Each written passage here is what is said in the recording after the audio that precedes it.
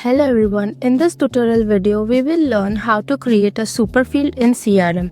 So first of all we will start by going to the CRM option available in the left hand side menu, and then we will click on superfield. Now we can see that all the superfields which have been created previously are visible over here, and we can also search them by their name. But right now, to create a new superfield, we will click on the option available on the right hand side to add a superfield. And once it is opened, we can enter the superfield label.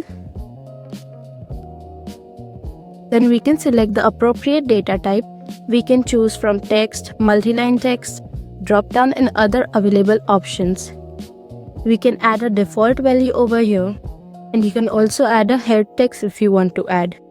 Now if you feel that this field is mandatory, then you can select on the required option over here.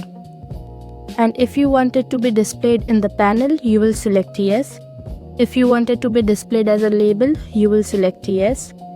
If you want it to display in the sidebar, you will select yes over here. And once you have configured all the settings over here, then we will click on Save Field.